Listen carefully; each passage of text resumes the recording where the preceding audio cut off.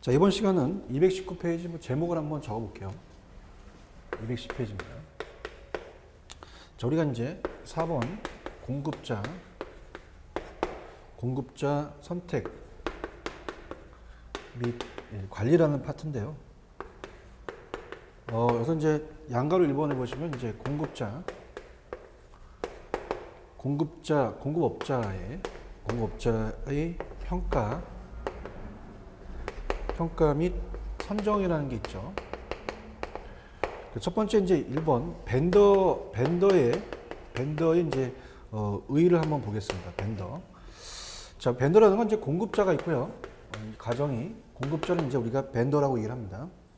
벤더라고 하고, 자, 소비자, 구매자를 우리가 바이어라고 하죠. 바이어. 자, 그래서 우리가 어떻습니까? 그 바이어 자체가 이제 구매자다. 그래서 이렇게 해서 이제 우리가 보는데요. 공급자 입장에서는 우리가 이제 이 소비자까지 이제 봤을 때 이 벤더에 대한 의미가, 벤더란 소매점에 제품을 공급하는 사람은 어떻습니까? 우리가 말한다. 벤더의 종류는 몇 가지 분류가 된다. 그래서 여러 가지 있는데 참고적으로 보시고요. 넘겨볼게요. 이제 벤더와의 거래 유형이 이제 한번 우리가 뒤에서 문제와 연결시킬 게 있는데요. 자, 이 니은의 벤더와의 거래 유형입니다. 그래서 밑줄 쳐보세요. 벤더라는 것은 공급업자의 관계를 살펴보면 한 번의 거래가 끝나는 일회성인 거래 관계가 여러 번을 거쳐서 관계가 유지되는 기능적 거래. 그 다음에 마지막으로 아주 높은 신뢰를 유지한 밀접한 관계를 가지고 협력하는 관계인 전략적인 관계로 우리가 구분할 수가 있는데요. 440페이지 17번 문제, 우리가 117번 문제를 한번 보겠습니다. 문제가 이렇게 나올 수가 있는데요. 자, 한번 볼게요. 440페이지 117번입니다. 440. 자, 갑니다. 일반적으로 벤더와 소매업체 간의 관계는 일회성 거래, 그 다음에 기능적 거래, 그 다음에 전략적 관계로 나눌 수 있다. 그럼 양자 간의 전략적 관계로 가정할 경우 일회성 및 기능적 관계와 비교와 설명 내용 중 가장 올바르지 않는 것은, 자, 우리가 어떻습니까? 일단 시간적 가장 지속적이면 장기적인 거래 성격을 갖는다. 그 다음에 거래 쌍방에 관한 쌍방형 커뮤니케이션이 가장 원활하게 이루어진다. 상호 간에 우리가 신뢰 수준 또는 가장 높은 편인데, 자, 지속적이며 장기적인 관계 형성 및 유지를 위한 투자는 가장 높지 않다. 자, 벤더와 소매업체 간의 전략적 거래가 이루어지기 위해서는요, 지속적이고 우리가 장기적인 관계 형성이 유지돼야 돼요. 그래서 우리가 그 유지를 위한 투자는 가장 높지 않다는 건 틀렸습니다. 그래서 그거 4번 정도를 꼭 체크를 하시기 바랍니다. 자, 그 다음에 이제 앞쪽으로 다시 오셔서 220페이지로 가시면, 우리가 어떻습니까? 자, 여기가 이제 219페이지였죠. 219페이지였습니다. 그래서 210페이지로 가시면, 좀 전에 우리가 벤더와의 거래 유형을 봤죠. 그 다음에 이제 공급업자의 평가 기준은 그냥 제목 기준으로만 갈게요. 중요하지 않기 때문에 그렇습니다. 자, 일단은 제품 기준. 적절성, 그 다음에 유용성, 공급업자의 상품 계열의 대응성 등 세 가지 기준을 가지고 평가해야 되고요. 유통 기준이라는 것은 밑에 소매업자에게 가장 중요한 것은 지연되지 않고 신속하게 배달가는 기능이 이루어져야 됩니다. 가장 중요한 평가 기준은 이러한 배분과 배달 기능을 얼마나 잘 수행하는 거가 유통 기준이고요. 가격이라는 자체는 소매업자가 공급받는 가격뿐만 아니라 소비자 판매 가격에 따른 제약이 없는지를 또 고려해야 돼요. 그 다음 이제 판촉 기준은 이제 이 대부분의 공급업자들이 여러 판촉 활동을 통해서 소매업자들을 지원하고 있다. 그래서 공급업체로부터의 판촉 보조의 형태가 규모는 중요한 평가 기준이다. 이렇게 해서 보시면 되고요. 서비스에 대한 기준은 공급업체에게 제공하는 우리가 재무적 서비스, 회계 서비스, 신용거래, 반품 처리, 보증과 수리 서비스, 판매원의 교육, 재고 계획과 통제, 포장과 상표 부착, 가격 할인 보험, 진열품 이런 것들이 이제 서비스 기준이다. 그렇게 보시면 됩니다. 마찬가지요. 밑에 공급업자의 평가 방법도 제목만 가세요. 가중치의 평가 방법. 각 평가 기준을 선정해서 각 기준별 중요도를 정해서 평가하는 게 이제 가중치고요. 밑에 단일 기준 평가 방법이라는 것은 이건 소매업자가 가장 중요하다고 생각하는 단일 기준에 따라서 공급업체를 또 평가하는 것이다. 그렇게 가볍게 보시고요. 넘겨보시면 마찬가지입니다. 우리가 최소 기준 평가 방법도 그냥 제목만 각 평가 기준의 중요성을 정확하게 판단할 수 없을 경우는 유용한 방법으로 각 평가 기준에 대한 최소한의 기준을 선정하는 게 이제 최소 평가 기준이다. 최소 기준이다. 이렇게 보시기 바랍니다. 자, 우리가 이제 넘겨보시면 이제 요걸 좀 살펴볼게요. 양가로 이번에 자, 공급업자와의 매입 협상을 좀 봐야 됩니다. 매입 협상. 그래서 공급자를 적절하게 평가하고 나면 그들과 실제로 이제 우리가 그 매입 협상을 해야 돼요.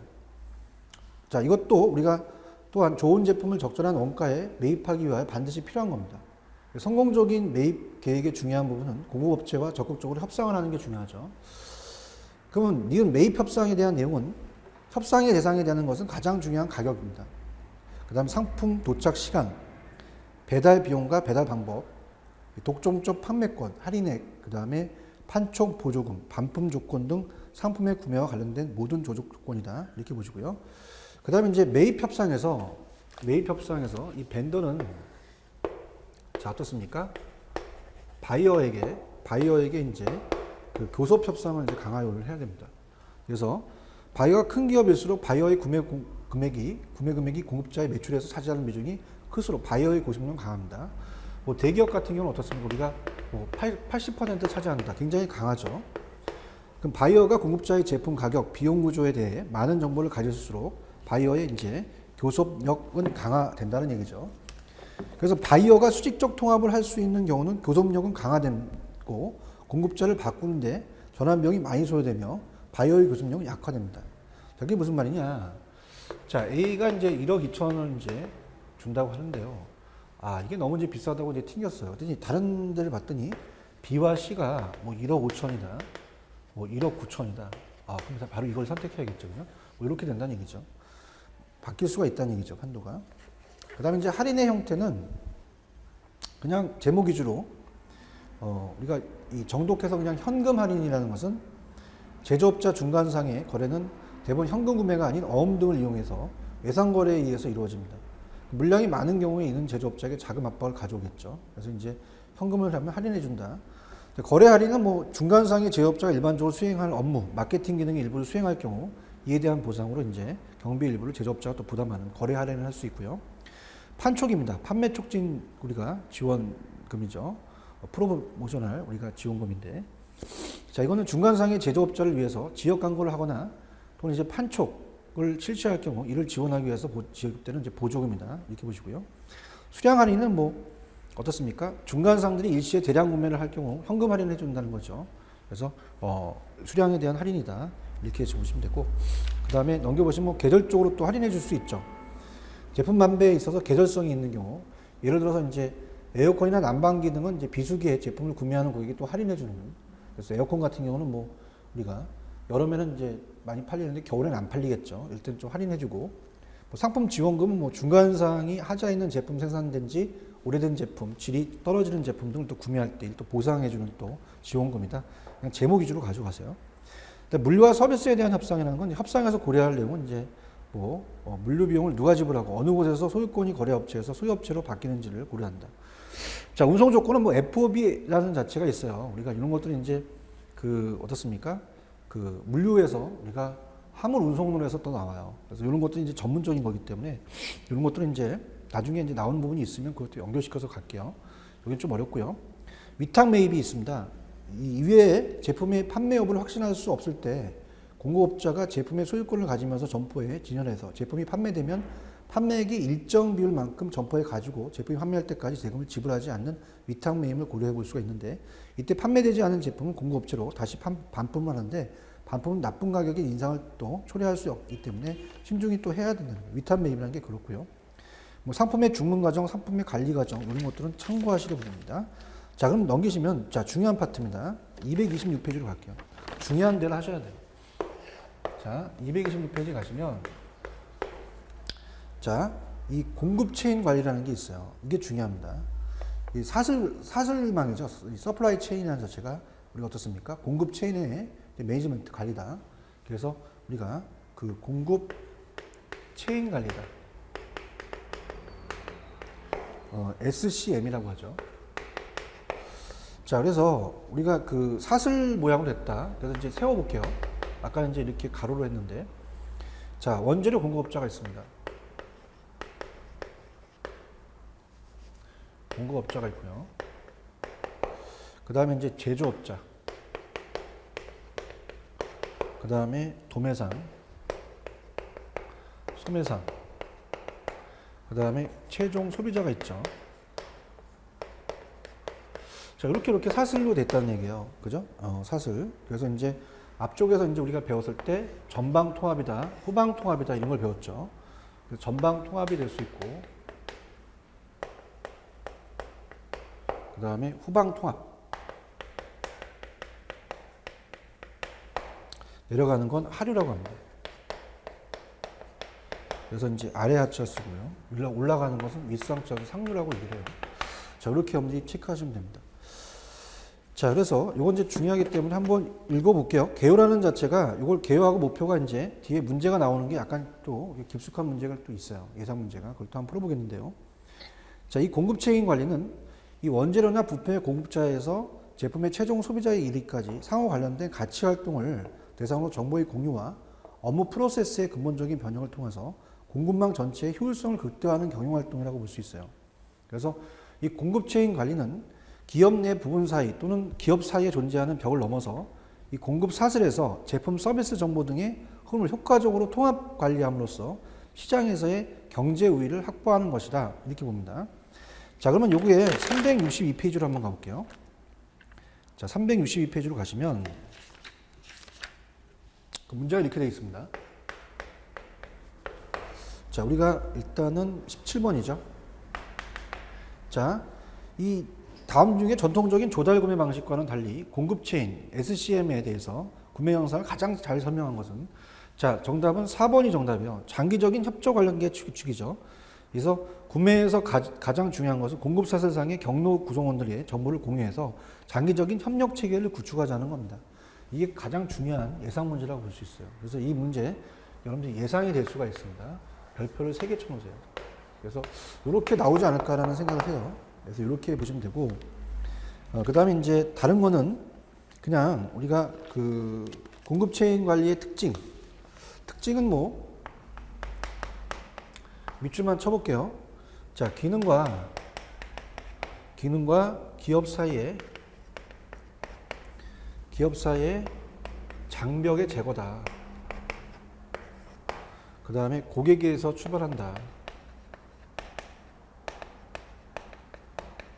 그 다음에 세 번째는 어떻습니까? 우리가 정보기술의 활용이다. 이렇게 정도 우리가 체크하셔야 됩니다. 접근 방법은 뭐 부품 및 공급업자의 통합과 감축, 정보 시스템의 통합, 그다음에 의사결정의 정보의 공유, 공급 체인 관리를 고려한 제품 설계다. 이렇게 보시고요. 자, 오른쪽도 그냥 제목 위주로 갈게요. 공급 체인 관리 관련 시스템과 응용 기술입니다. 그럼 관련 시스템은 이비즈니스라는 자체의 인터넷에 대한 비즈니스 환경과 CRM이라는 것은 고객 관계 관리예요. CRM은 고객 관계 관리, 매니지먼트. 그렇게만 적어보시고요. 그래서 이제 공급자 관계 관리, 고객 관계 관리, 공급자 관계 관리, 전자조달, 그죠? 이렇게 됩니다. 공급 체인 관리라는 운영 기술은 우리가 이제 크로스 토킹은 뭐예요? 수송되어 온 것이 바로 보관 창고에 거치지 않고 바로 이제 배송되는 그런 것들이 되고요. 배달되는 게. 자동 발주 시스템에 CAO가 있고요. 그 다음에 이제 지속적인 상품 보충 CRP라는 게 있습니다. 그렇게 있다. 그렇게 가지고요. 자, 구매 실부문도 마찬가지입니다. 밑줄만 쳐볼게요. 원가 계산이라는 게 있죠. 원가 계산은 제품의 생산의 소재는 원가를 집계하는 거예요. 궁극적으로 이제 제품의 원가를 산정하는 겁니다. 그래서 구매에서는 구매 원가를 산정하는 것이며, 자, 일반 기준에 의한 물류비라는 게 나중에 나오죠. 계산 목적은 물류비에 대한 실태 파악을 상세히 하기 위해서 실적 물류비를 발생 요인별로 계산하는 게 목적이다. 4번만 체크하세요. 가격은 판매 관점, 이용 관점, 그다음에 경쟁 관점, 사회적 책임 관점 등에 의하여 결정이 된다. 자, 구매 가격이라는 건 밑줄만 제품의 생산과 판매와 관련된 비용의 이익을 고려한 비용 중심적 가격 결정과 그 다음에 소비자가 인지하고 있는 제품의 가치 이익을 고려한 소비자 중심적 가격 결정, 경쟁사들의 가격 고려한 경쟁자 중심적 가격 결정이 된다. 이렇게 보시기 바랍니다. 그래서 넘겨보시면 이제 구매 계약 및 구매 협상은 그냥 거래 당사자 사이의 구매를 위해 적정한 조건으로 서로 합의를 해야 하고 합의가 성립될 경우에 조건에 맞춰 구매 계약이 이제 이루어진다. 그래서 우리가 이런 것들은 이제 상적 유통이다. 이렇게 우리가 상적 유통이다 이렇게 보시고요. 그다음에 이제 오른쪽에 물류 경영 관리서부터 이제 물적 유통이 되겠죠. 그래서 어떻습니까? 이 상류에 대해서 이제 상적 유통을 봤고요. 이제 물류 경영 관리는 물적 유통을 이제 우리가 볼 겁니다. 그래서 물적 유통이라는 것은 여러분이 공부를 하시다 보면 굉장히 물류 쪽 파트와 굉장히 연결이 됩니다. 그래서 우리가 이 물류 경영 관리로 갈게요.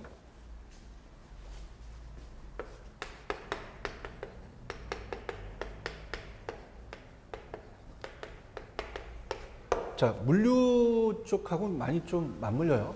유통 물류가 이제 앞쪽에 우리가 과목인데 물류 파트가 좀 약간 어렵습니다. 유통 제가 이제 두 가지 다 강의를 하는데요. 물류 관리사 자격증도 있고 한데 물류 쪽이 약간 좀 유통보다는 좀 어렵다고 보죠. 그래서 이제 물류 파트가 우리가 이제 이쪽 파트가 2014년서부터 우리가 이제 이 기준이 한 20%가 나오는데요. 한 4문제에서 한 6문제 정도가 출제가 돼요. 자, 그래서 우리가 이 물류라는 자체는 영어로 우리 로지스틱스. 그죠? 로지스틱스. 그래서 물류라는 것은 자, 이 두 가지를 갖고 이제 봅니다. 전체적으로 본다면 고객의 서비스는 높아야 되죠. 그다음에 이제 그만큼 비용은 낮아야 된다는 자체는 어때요? 우리가 이 물류가 비용을 줄이는 제3의 어떤 수입원이다. 그러면서 이제 어떻습니까? 이 자체가 이 두 가지가 상충관계예요. 그런 것들을 이제 우리가 살펴보면서 문제를 이제 보는 겁니다. 그래서 이제 이거를 트레이드 오브다 이렇게 얘기를 하죠, 그죠? 이런 식으로 이걸 머릿속에 두시고 뭐 의의라든지 뭐 이런 것들은 그렇게 중요하지 않기 때문에 그냥 밑줄만 치면서 갈게요. 자, 우리가 이제 제1절 도소매의 물류의 이해가 있죠. 그래서 이제 도소매의 물류의 기초 물류입니다. 그러니까 물류라는 것은 물건을 생산해서 수송하고 배송하고 보관 어떻습니까? 포장, 하역하는 모든 것들을 전반적으로 얘기를 해요. 그래서 그냥 밑줄만 최근 들어서 기업 활동에서 물류를 가리켜 흔히 제3의 이익원이다. 물과 비용을 줄이는 제3의 수입원이다. 이렇게 얘기해요. 제2의 품질이라고 하여 물류의 중요성을 크게 강조하고 있습니다. 그래서 물류는 아직 충분히 개척되지 않는 분야예요. 제3의 이익원이다. 그렇게 보시고요.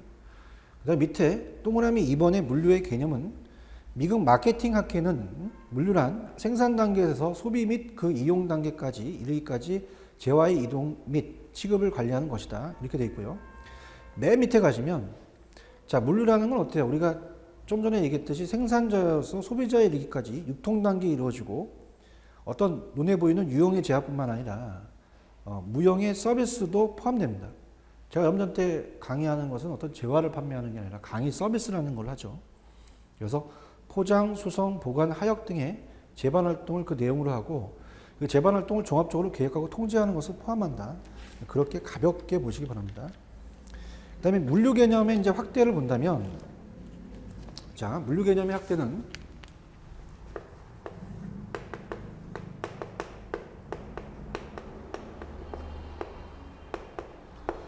자, 우리가 물적 유통이 이제 피지컬, 그죠?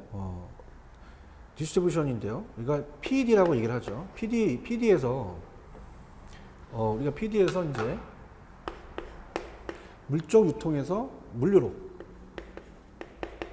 물류가 이제 우리가 좀 전에 봤던 로지스틱스죠.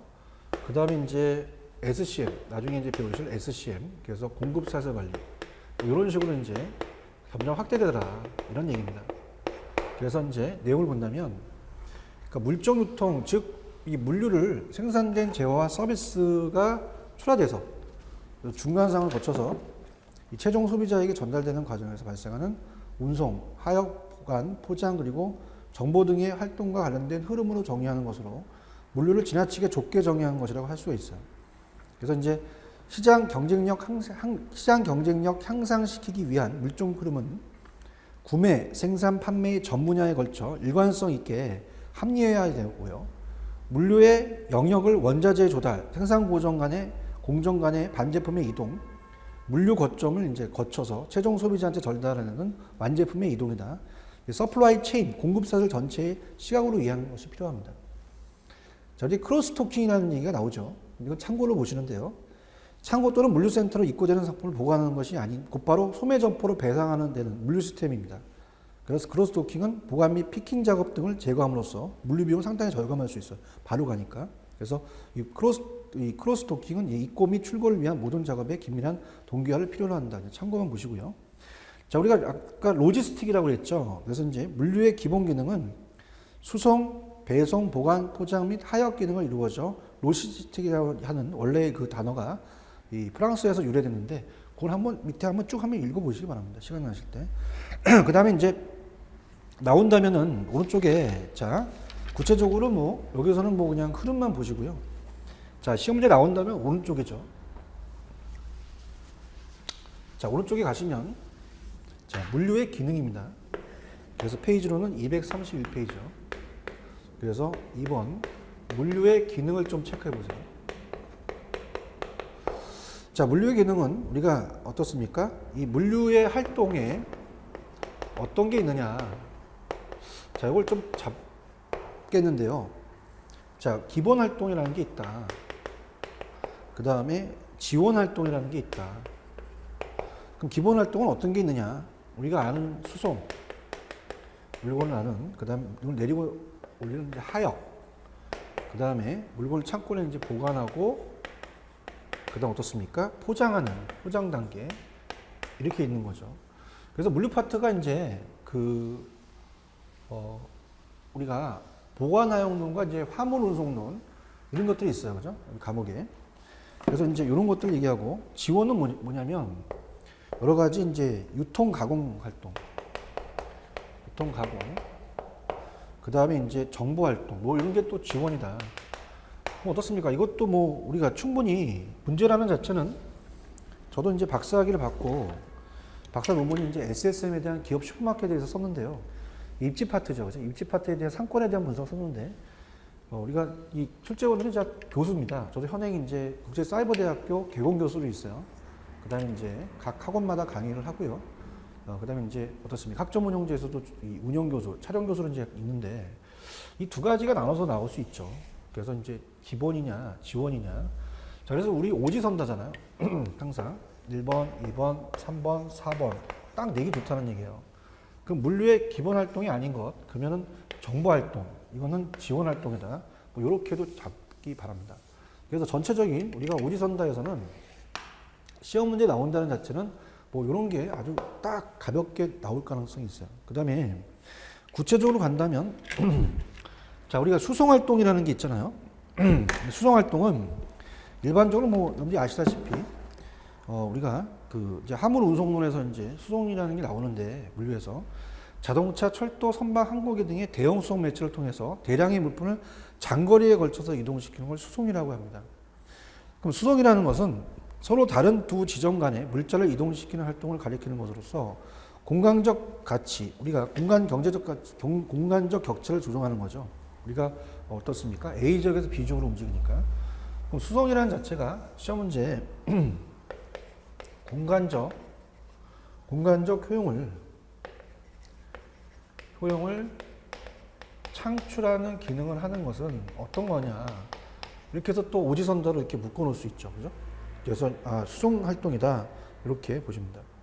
그래서 수송과 관련된 정책은 뭐 수송거리와 운임 단가를 고려해서 수송 매체를 선택하고 수송 빈도를 결정해야 되죠. 자, 보관이라는 게 있어요. 물품을 물리적으로 보존하는 거죠. 보관은. 그래서 이제 그 어때요? 보관이라는 것은 이제 물품의 그 수요와 공급의 시간적인 격차를 조정하는 겁니다. 시간적 효용을 창출한다. 그래서 얘는 시간적 효용을 창출하는 기능은 뭐니? 그럼 보관 활동이다. 이렇게 잡으시고요. 그래서 이제 그 경제 생활은 안정시킬 뿐만 아니라 그 다음에 촉진시키는 역할을 합니다. 그래서 밑에 보관은 이제 시간적 수급 조절 기능, 가격 조정 기능, 그 다음에 수배송 및 출하 작업 준비 기능 등을 수행한다. 그 다음에 이제 하역 작업이라는 것은 하역은 이제 짐을 싣고 내리는 뭐 그런 작업이잖아요, 우리가. 그래서 이제 하역은 수송과 보관 사이에 이루어지는 물품의 취급 활동을 말한다. 그래서 물품의 취급 활동에는 싣고 내리기, 운반 및 적재, 그다음에 피킹이라든지 소팅이 포함이 된다. 뭐 이런 식으로 또 볼 수 있고요. 자, 포장이라는 것은 우리가 어떻습니까? 이 물품을 수송하거나 보관함에 있어서 물품의 가치 및 상태를 보호하기 위해서 적절한 재료의 용기 등을 사용해서 하는 게 포장이 됩니다. 그래서 이제 그 내용물의 보호뿐만 아니라 물품의 편리한 취급, 상품의 가치를 높여주기 위해서 또 우리가 또 상업적인 또 우리가 기능도 있고 우리가 보관적 기능 뭐 이런 것들을 나중에 배우십니다. 물류에서. 포장은 생산의 이제 종착점인 동시에 물류의 출발점이라고 할 수 있으며 근래에는 환경 친화적인 포장이 또 중시되겠죠. 그다음에 이제 밑에 가시면 물류의 기본적 기능 정도는 이제 조금 알아두시는데요. 일단 뭐 지원 기능 같은 거는 두 가지 제목 위주로 갈게요. 유통 가공 활동. 자, 유통 단계에서 간단한 가공이나 조립, 재포장, 주문에 따른 소분 작업 등 동일 기능의 형태 이전을 이제 위한 작업이 유통 기능 활동이고요. 가공 활동이고. 그다음에 이제 정보 활동. 물품의 유통을 촉진시키기 위해서 필요한 무형의 물자로서의 정보를 유통시키는 경제 활동을 또 의미합니다. 그래서 우리가 통신 기초 시설 활동과 전달 활동 이게 있는 것이 정보 유통 활동이다. 그래서 보시고요. 물류의 기본적 기능 정도는 이제 우리 그 내용 정도 보겠습니다. 물류의 이제 기본적 기능입니다.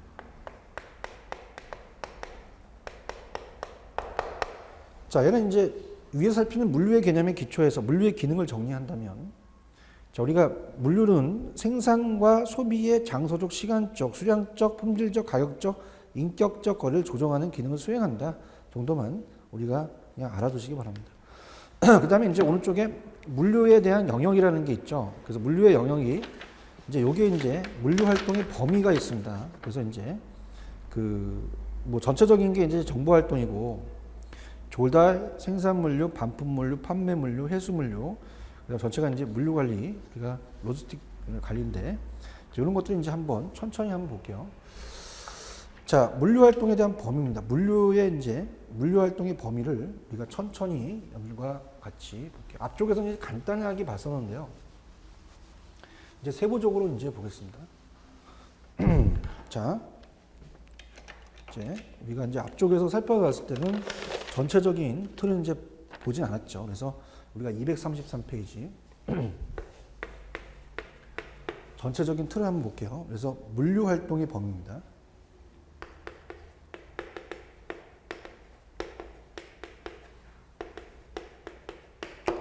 자, 이 원자재 공급업자가 있어요. 원자재 공급업자. 그래서 이제 이 사람은 이제 우리가 원자재 공급업자라고 합니다. 그래서 이제 조달 시장이라고 하죠. 이제 그 일단은 이제 이 조달 물류라는 자체가 이 자재까지 들어오는 거예요. 자재 창고까지. 그래서 이제 생산자가 있다면, 자, 생산자가 창고가 이제 있을 겁니다. 그래서 이제 자재 창고가 있고, 그 다음에 우리가 제품 창고가 있어요. 그래서 이 조달 물류라는 것은 이 자재 창고까지, 거기 보시면 이제 어때요? 이 자재까지 이렇게 조달 물류가 되어 있고, 판매 전에 그 생산 물류가 여기 끝이 이제 제품 창고까지죠. 그래서 여기를 조달 물류라고 합니다. 조달 물류라고 합니다. 그 다음에 이제 어때요? 이 생산자가 이 어때요? 생산하는 생산 물류라는 게 있어요. 그러니까 생산 물류라는 것은 사내 물류라고도 하는데요. 자재 창고와 제품 창고 사이입니다. 회사에서 회사에서 우리가 생산 물류라고 합니다. 생산 물류. 그래서 생산 물류가 또 있고요. 조달 물류. 그 다음에 이제 우리가 판매를 해야겠죠. 그래서 도매상, 소매상, 그 다음에 최종 소비자까지 가겠죠. 이런 단계를 본다면 우리가 이제 그 판매 물류라는 자체가 판매에서 판매 시장까지 이제 여기까지를 얘기를 해요. 판매, 도매상, 소매상까지. 그래서 여기까지가 이제 판매 물류라고 봅니다.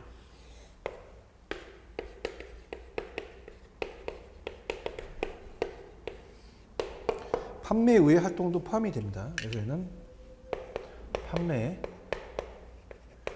이후의 활동도 포함이 된다. 이렇게 가져가시고요. 그 다음에 이제 소비자에 대한 물류라는 자체는 자, 우리가 이제 물품이 와서 어떻습니까? 다시 반품을 할 수 있죠.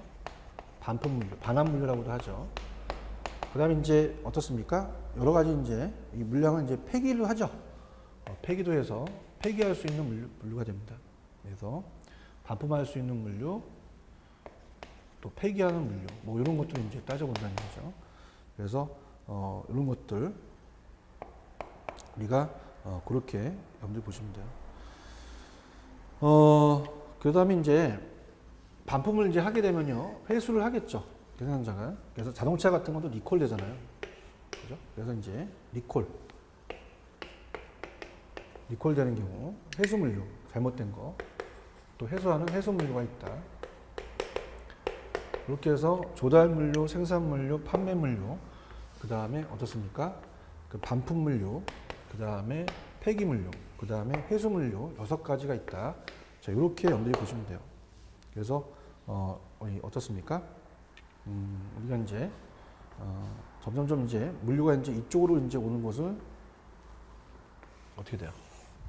우리가 순물류, 그래서 이제 포워더라고 합니다. 포워더.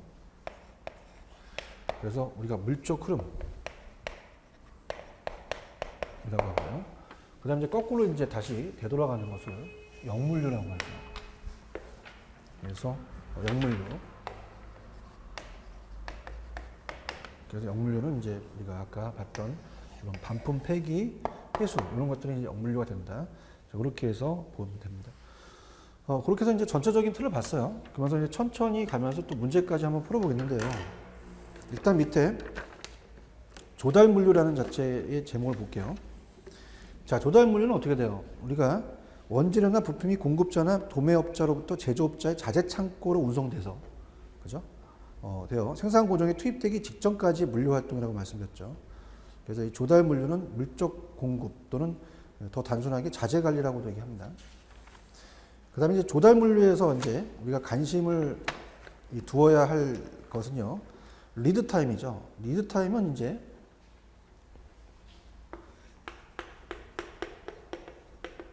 자, 리드 타임은 주문에서 입고까지를 얘기를 해요. 주문에서 입고까지. 그래서 이제 이런 리드 타임과 재고 관리, 그 다음에 운송 체계의 정비, 그 다음에 품질과 정확성 유지 등이다. 이렇게 보시고요. 그 다음에 생산 물류는 어떻게 됩니까? 사내 물류라고 하죠. 자재 창고에서 제품 창고까지. 그래서 생산에 필요한 원자재, 반제품 등의 획득과 보관, 이송과 관련된 계획과 통제를 하는 활동. 생산 물류를 이제 우리가 니은번에 사내 물류라고 한다.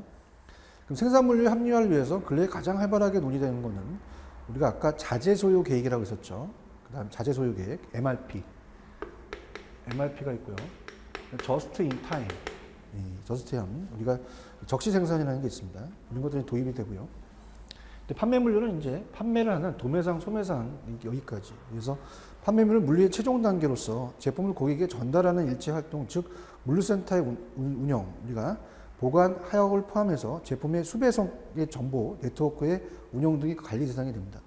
그래서 판매 물류에 중점을 두어야 할 것은 사내 팔레트 풀이라는 건 이제 쌓는다는 얘기죠. 팔레트를. 그래서 팔레트 풀 같은 우리가 어떻습니까? 이런 것들을 결성해야 된다는 거죠. 팔레트 풀.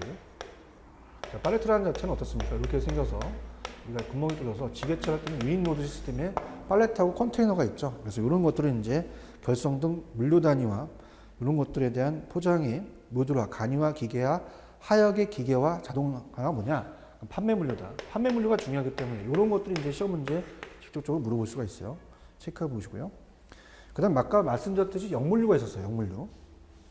역물류는 조달 물류, 생산 물류, 판매 물류 반대입니다.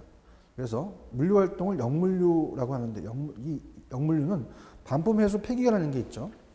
그래서 이제 어떻습니까? 우리가 반품에 대한 것은 반품 물류는 판매된 제품의 반품에 대한 따른 물류 활동을 의미합니다. 발환된 물품의 회수, 운반, 분리, 정리, 보관, 처리 업무가 물류 활동의 핵심을 이루겠죠. 그래서 이제 이런 것들이 되고, 자, 회수 물류는 어때요? 제품의 판매 물류의 부수적으로 이제 발생하는 팔레트, 컨테이너 등 같은 물류용이나 포장재를 회수하는 물류 활동이 되겠죠. 그래서 이제 이 규격화하고죠, 팔레트 같은 거는 이제 회수를 해야겠죠. 이렇게 회수 물류가 돼요. 그래서 이런 것들이 이제 회수 물류다 이렇게 봅니다. 그래서 차량이나 가전 제품의 리콜도 회수 물류에 또 들어가는데 거기도 포함이 돼요. 그래서 회수 물류는 다시 회수하니까 환경에도 좋다. 그래서 뭐 그린 물류, 그 다음에 정맥 물류, 그 다음에 또 환경에 좋으니까 환경 물류 등으로 또 불리기도 합니다. 최근 들어서 이제 폐기물의 회수 및 재활용에 대한 관심이 또 높아지며 그 중요성이 또 커지고 있죠. 그래서 물류 파트에서는, 역물류에서는 제가 이제 물류에서도 강의를 하는데 이 회수 물류를 좀 많이 내요. 회수 물류를. 그래서 우리가 그 순물류에서는 판매 물류가 좀 출제 문제가 크고, 그 다음에 역물류에서는 회수 물류가 좀 출제 빈도가 크다. 이렇게 좀 따지시면 됩니다. 그렇게 보시면 되고요. 그 다음에 이제 폐기물류는 제품 및 포장용 용기나 수송을 용기 자재 등을 폐기하기 위한 물류 활동을 의미합니다. 최근 들어 이제 폐기물 처리가 중요하잖아요. 환경 오염 문제가 대두되기 때문에 환경 친화적 생산을 통해서 폐기물의 감소를 유도하고 있습니다. 그 다음에 이제 우리가 항상 반대적 개념이 나온다 그랬어요. 그래서 이제 지금 이렇게 보시면, 자, 포워드 물류, 그죠? 포워드 물류. 포도는 이제 우리가 순물류입니다. 그래서 우리가 동종 제품의 포장 형태 균일함, 동종 제품의 경우 가격이 동일함, 재고 관리 평일리 정확, 제품 수명 주기 관리 기능인데, 자, 역물류는 뭐예요? 동종 제품에 대한 경우도 이제 포장 형태가 이제 상이하고, 우리가 어떻습니까? 우리가 폐기하게 되면 어떻게 됩니까? 뭐 여러 가지 뭐 병이라든지 이런 것도 깨지게 되고, 그 다음에 옛날의 원형 상태가 아니죠. 그래서 포장 형태가 달라지고, 동종 제품의 경우도 가격이 또 각기 상이하게 될 수 있고요. 재고 관리에 또 어려움이 부정화, 그 다음에 제품 수명 주기 어려움이 있습니다. 그러니까 우리가 좋은 게 이 순이고요. 역이라는 게 역기능이 되는 거잖아요. 순이라는 자체는 긍정적인 순기능, 순기능은 장점을 얘기하고 역기능은 왜 우리가 보통 단점을 얘기하거든요. 우리가 체계를 이제 쓸 때. 그래서 그런 것들이 이제 순은 좀 좋은 거다. 균일하고 동일하고 정확하다, 편리하다, 관리 기능이 있다. 얘는 나쁘다. 포장 상태가 상이하다, 다 상이하다, 어렵다, 관리 어렵다, 부정확하다, 관리 어렵다. 이런 것들을 꺾어낼 수가 있죠. 충분히 여러분들 이런 것들은 또 장난칠 수가 있어요. 꼭 여러분들 체크를 하시고요. 그 다음에 이제 넘겨보시면 뭐 조달 물류, 생산 물류, 판매 물류라는 게 있는데, 우리가 어때요? 항상 문제를 한번 직접 다뤄보는 게 여러분들이 이제 실력을 높이시는 겁니다.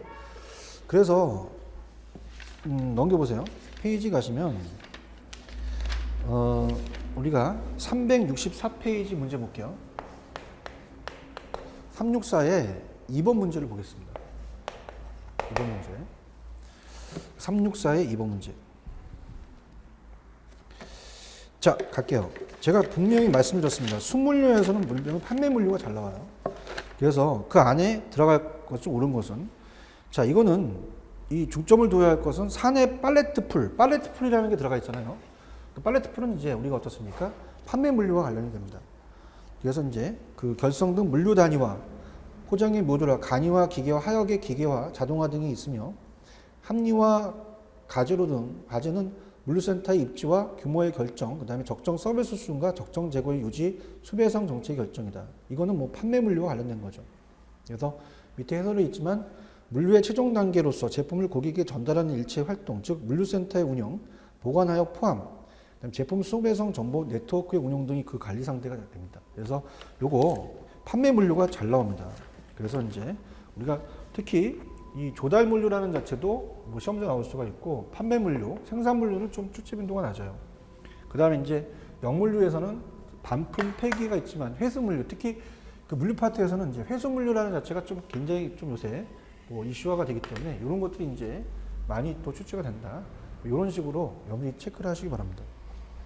그래서 자 우리가 넘기시면 이제 페이지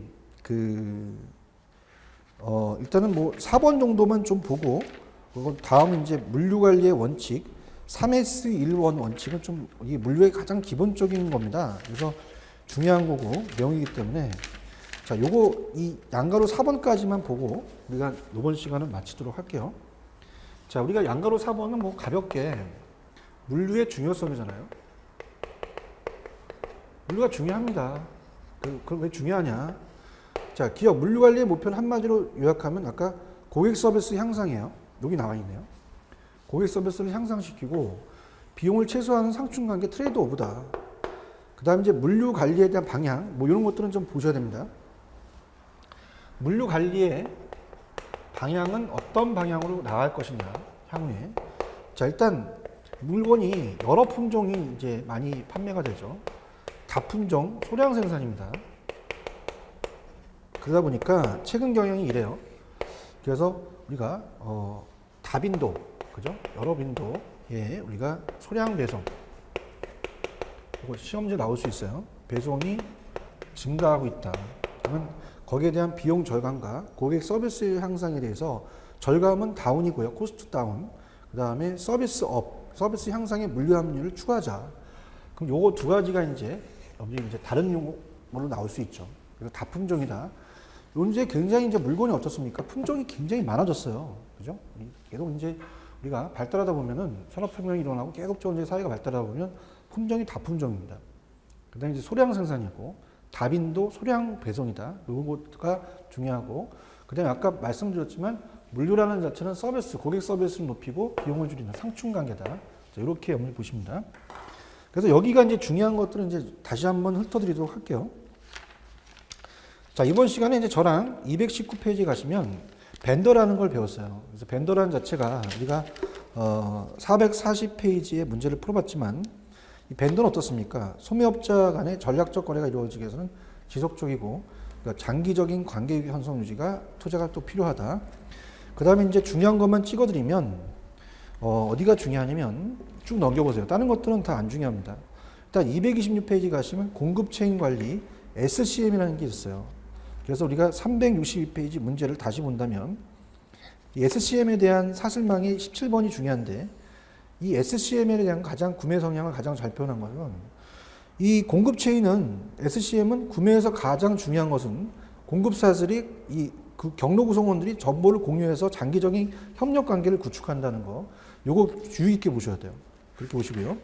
그다음에 이제 물류 경영에서 오셔서 서비스 물류고 비용을 줄인 상충 관계로서 물류에 대한 개념을 봤는데 넘기셔서 231페이지 가시면 자, 아까 물류에 대한 수송, 보관, 그 다음에 하역, 포장이 기본이고요. 지원은 유통, 가공, 정보 활동이다.